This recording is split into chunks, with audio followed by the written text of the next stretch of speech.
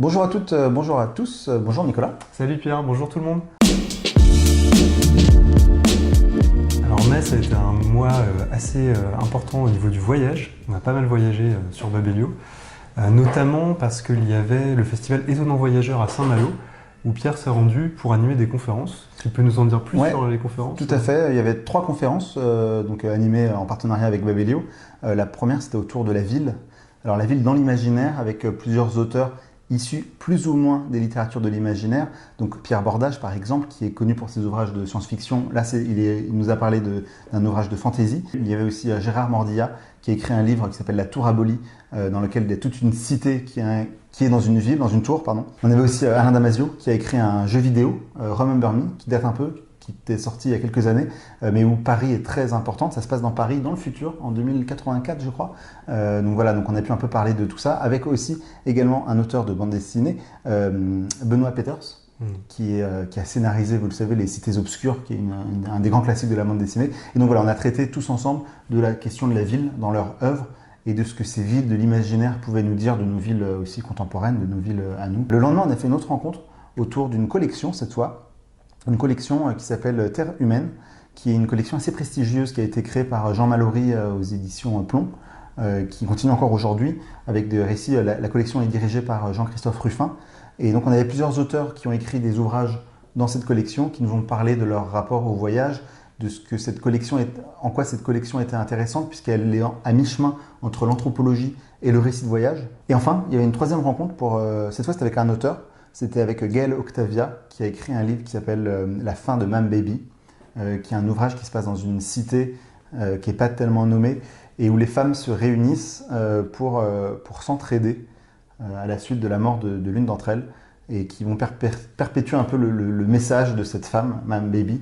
Donc voilà, on a pu parler de beaucoup des femmes au cours de cette rencontre. Vous avez pu aussi voir vos critiques. Les critiques ont voyagé, les critiques des lecteurs ont voyagé aussi pour le festival, puisqu'il y avait les cartons, les extraits de critiques qui ont été distribués sur les libraires qui étaient présents. Donc voilà, certains ont pu voir leurs critiques à Saint-Malo. Vous avez aussi pu retrouver au mois de mai donc, le lecteur du mois qui était Le Bison ce mois-ci, qui est un amateur de voyage. Il nous a raconté qu'il voyageait pas mal sur la ligne 13 en lisant des livres pour s'évader un petit peu. Je vous invite à la lire sur le site. Et on a aussi fait quelques Insta, une petite série Insta de tous les membres de l'équipe. Donc chacun a choisi un livre de voyage qui lui tient particulièrement à cœur. C'est un livre de voyage au sens large, c'est-à-dire que c'est pas forcément un récit de voyage, mais c'est un livre qui nous a fait voyager à chaque fois. Vous êtes transporté ailleurs, voilà, nous a dans une transporté lecture. ailleurs. Donc il y avait par exemple les Cévennes, Pierre tu as choisi un livre sur les Cévennes, il y avait l'Inde, les trains en Inde. On est dans l'espace aussi. Avec le Petit Prince, il y avait l'Amérique. Il a aussi été question de voyage durant les nombreuses rencontres qu'on a pu organiser chez Babelio avec des auteurs. Tout à fait, on a beaucoup voyagé au sein même de Babelio, des murs de Babelio. On est parti en Italie notamment avec Mélanie Taquet, à Florence plus précisément où se déroule son roman. On est parti aussi au Maghreb et en Égypte avec Emmanuel Japper qui nous propose un conte oriental qui se passe dans le désert avec des petits insectes qui ont beaucoup de choses à nous dire. Les voyages parfois sont aussi intérieurs. Avec Sandrine Catalan-Massé, il a été question d'un voyage intérieur puisque la personne l'héroïne souffre d'agoraphobie et elle réussit à s'en sortir, à sortir de chez elle. Donc déjà, premier voyage presque, elle arrive à sortir de chez elle et à découvrir la vie à travers quelques enseignements. On est allé aussi au Danemark récemment. Ah oui. Et voilà. Pour la rencontre avec Kim Lin, c'est ça? Tout à fait. La Maison du Danemark. Ouais, on s'est déplacé déjà à la Maison du Danemark pour cette rencontre, pour le livre qui s'appelle L'Abîme, et où il a été question bien sûr de ce pays. On est allé aussi aux États-Unis avec Roy Braverman, qui a écrit un livre qui s'appelle Hunter. Alors Roy Braverman, ça vous dit peut-être pas grand-chose. En fait, c'est Yann Manouk qui se cache sous ce pseudonyme. Yann Manouk, c'est déjà un pseudonyme. C'est Patrick Manoukian. Patrick Manoukian, c'est son véritable nom. Enfin, on pense. Et donc Roy Braverman, c'est son nouveau pseudonyme qu'il a utilisé pour écrire ce roman qui se passe dans la région montagneuse aux États-Unis, les Appalaches. On est allé aussi dans le sud de la France pour parler chez Babelio d'une bande dessinée. C'est assez rare, c'était l'une des premières fois qu'on projetait des planches de bande dessinée avec l'auteur de la BD. C'était l'adaptation de Bonjour Tristesse, dessinée et écrite par Frédéric Rebena. Donc on a fait une rencontre autour de cette bande dessinée, de cette adaptation, en présence aussi du fils de Françoise Sagan, Denis Westhoff, qui a pu nous parler aussi un peu de Françoise Sagan, de sa vie un peu, de l'adaptation, comme il voyait lui l'adaptation en bande dessinée, qui est une des grandes premières je pense. Et donc voilà, on a pu projeter aussi des planches. Il y aura d'autres rencontres BD aussi à l'avenir. Donc si vous êtes fan de bande dessinée, n'hésitez pas à vous inscrire aux prochaines qui vont arriver. On en parle assez vite, mais pour chaque rencontre presque, on fait une vidéo. Vous pouvez retrouver l'auteur qui nous parle de son livre, de mots qu'il a choisis pour en parler. On fait aussi un compte-rendu de chaque rencontre, donc n'hésitez pas à aller voir sur le blog ou sur YouTube. Les plus fidèles membres de Babelio le savent peut-être, on a aussi des interviews sur le site, on en fait assez régulièrement, plusieurs par mois. Ça vous permet de suivre l'actualité littéraire, donc que ce soit la rentrée de septembre, de janvier ou même l'été.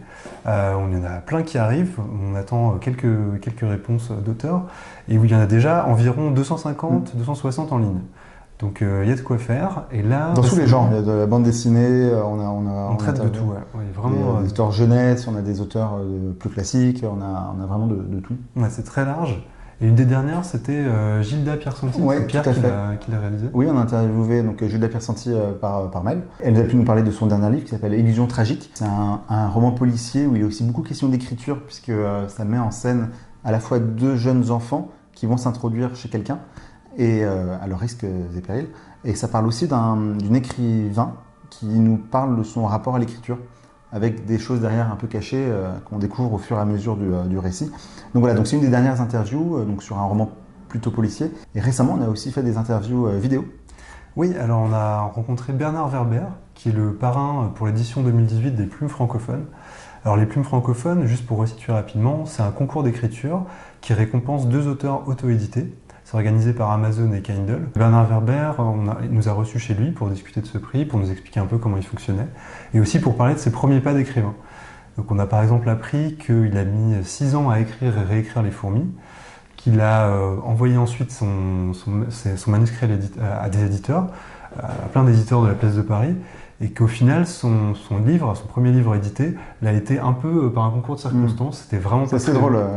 L'anecdote est vraiment pas mal. Donc je vous conseille de regarder la vidéo. Il y en a une deuxième qui arrive, qui sera plutôt centrée sur des conseils aux jeunes écrivains. Voilà, ça sera bientôt en ligne, mais vous pouvez déjà voir la première vidéo sur le prix, sur le concours d'écriture les Plumes francophones. On parle beaucoup d'écrivains, d'illustrateurs de BD et de lecteurs sur Babelio, mais aussi d'éditeurs.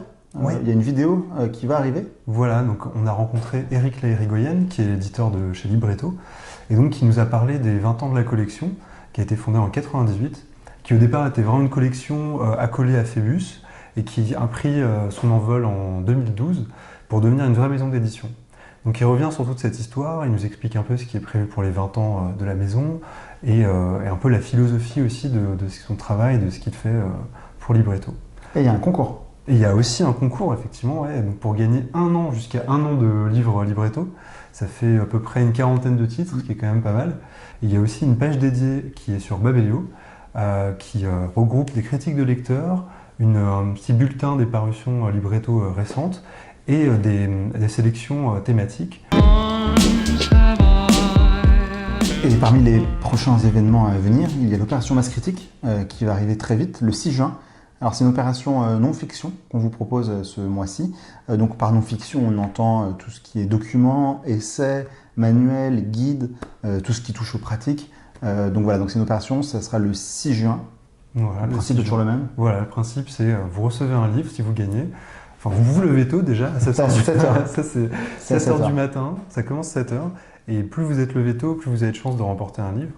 Donc vous gagnez un livre et l'idée c'est que vous publiez la critique en 1 mois maximum après la réception du livre. Donc vous inquiétez pas si le livre n'arrive pas tout de suite, c'est vraiment à réception du livre que vous avez 1 mois pour publier votre chronique. Et la critique est libre, vous pouvez ne pas aimer le livre, en tout cas la critique est vraiment, vous pouvez dire ce que vous souhaitez, il faut juste que ce soit argumenté, que vous disiez pourquoi vous avez aimé, pourquoi c'est un chef-d'œuvre, pourquoi ça ne l'est pas, donc voilà. Et vous n'êtes pas blacklisté si vous n'avez pas aimé le livre, vous pouvez très bien être sélectionné pour la suite pour d'autres opérations. Donc le virtuel c'est bien, mais le réel c'est mieux. Le 8 juillet, on pourra se voir en chair et en os à Parc de Paris-Bercy. Pour les Parisiens. Pour les Parisiens. Pour les autres, il y a d'autres... On a aussi 14 autres pique-niques qui auront lieu un peu partout en France. Simultanément. Voilà, et à l'étranger. Et à l'étranger. Alors effectivement, donc l'année dernière déjà, on avait essayé d'augmenter le nombre de villes qui proposaient un pique-nique. Il y avait déjà Marseille, il y avait déjà quelques villes. Et donc cette année, on a décidé de voir les choses encore plus grand. Parce qu'il y avait beaucoup de gens qui nous disaient mais pourquoi pas chez nous, pourquoi pas dans notre ville. Donc on ne peut pas faire ça partout. Donc on a essayé déjà de se limiter à un certain nombre de villes, mais on va se déplacer. Enfin, on va pas se déplacer, mais le pique-nique va se déplacer. L'idée, c'est que vous répondiez un peu sur le site quand vous vous inscrivez, si vous voulez nous aider aussi à organiser sur place, à animer un peu les choses pendant le pique-nique. Voilà, si vous êtes à Casablanca ou à Toulouse, à nous aider un peu sur place, à organiser. Donc c'est toujours un moment assez convivial. Il y a des matchs de quiz. Donc voilà, donc il y a des questions qui sont posées sur le livre, certaines plus faciles que d'autres, avec des petites choses à gagner, des goodies à gagner, et on va vous montrer les goodies. Certains ont pu déjà les voir sur Instagram, on en a montré quelques-uns. Donc il y a notamment le carnet Babelio à gagner, un bloc-notes qui est assez joli comme vous pouvez le voir. On a aussi un sac, alors il y en a plusieurs, là je vous en montre un, pour pas tout vous montrer d'un coup. Donc là c'est un des sacs à gagner, donc vous pourrez le gagner à travers ce pique-nique, si vous répondez un peu au quiz. Et on a aussi un gobelet. Certains ont déjà gagné un gobelet pour les précédentes opérations.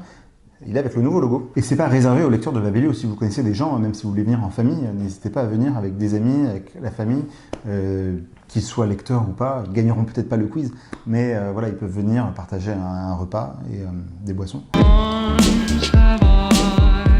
Donc ce mois-ci encore, on vous propose de revenir sur nos coups de cœur. Donc Pierre et moi, on va vous présenter un coup de cœur chacun pour parler un peu de choses autour de l'activité de Babelio. Alors Pierre, qu'est-ce que tu as sélectionné? Alors moi j'ai choisi, ceux qui n'aiment pas le foot ne vont pas aimer ma séquence, mais vous le savez, c'est bientôt la Coupe du Monde. À cette occasion, moi j'ai choisi donc les ouvrages jeunesse de Antoine Griezmann, qui est donc un footballeur qui va jouer pour l'équipe de France, donc qui va porter haut les couleurs du maillot tricolore.